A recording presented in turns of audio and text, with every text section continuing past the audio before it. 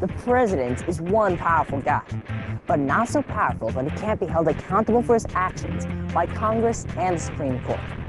This is the carefully devised plan of our founders to limit power by dividing it among several branches of government. June 17, 1972. 5 men break into the Watergate apartment complex in Washington, D.C. Their mission? To wiretap phones, bug offices, and photograph files at the Democratic Party national headquarters.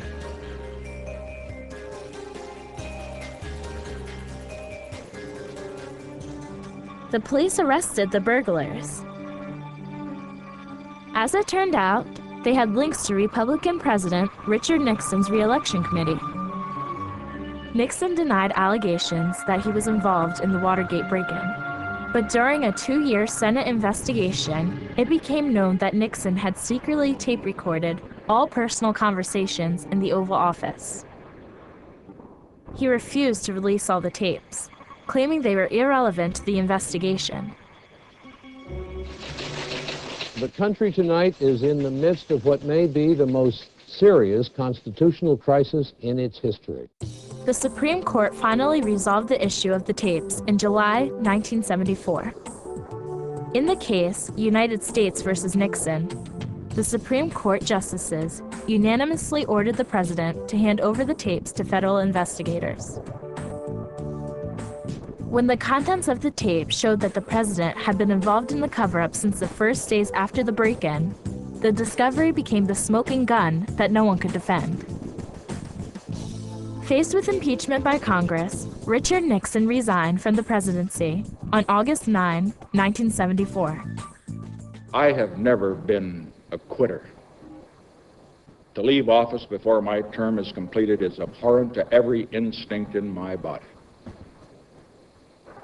But as president, I must put the interests of America first.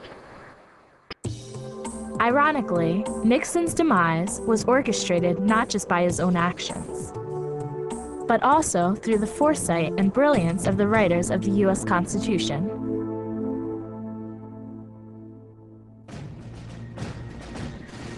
(1787). The founders of our nation meet in the East Room of the Old Pennsylvania State House in Philadelphia. It is the same room where the Declaration of Independence had been signed a decade earlier. Here, the nation's founders would draft the Constitution of the United States. They faced a monumental task in drafting this document. They were not just codifying a new body of laws.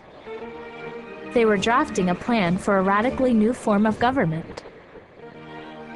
The men who wrote the Constitution wanted to create a government strong enough to ensure national interests, but limited enough to protect personal liberty. Separation of powers was a theory first proposed by the French philosopher Charles de Montesquieu.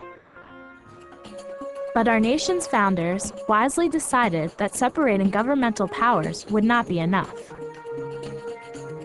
Otherwise, each branch of government would exploit its power at the expense of the others. They needed to devise a system that would require separate but overlapping powers. Each branch would have to work together, moderating between the demands and interests of various groups. Checks and balances. This would be the answer to the division of power. The Constitution divides the United States government into 3 branches. Each branch has certain primary responsibilities. The legislative branch creates laws. Also known as Congress, it is made up of 2 groups, the Senate and the House of Representatives. The executive branch enforces national laws.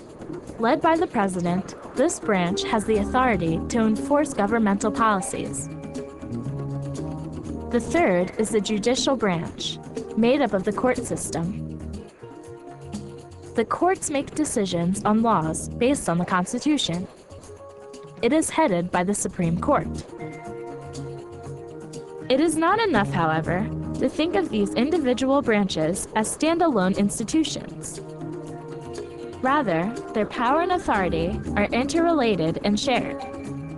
The Supreme Court rules on the constitutionality of laws, but the executive branch has the power to nominate federal judges, pardon individuals convicted in court, and execute court decisions.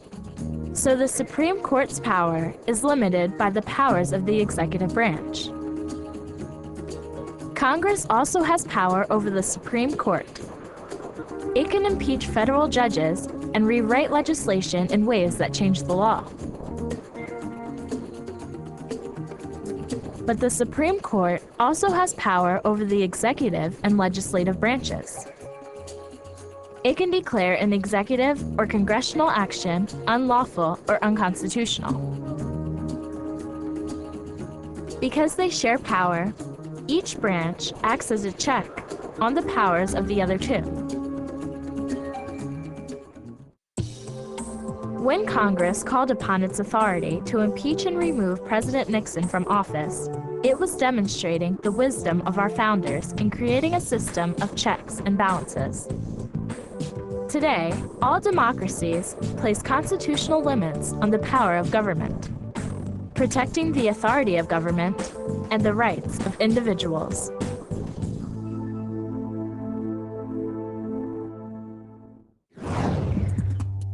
Now it's your turn to answer a question. How is power divided between the branches of government?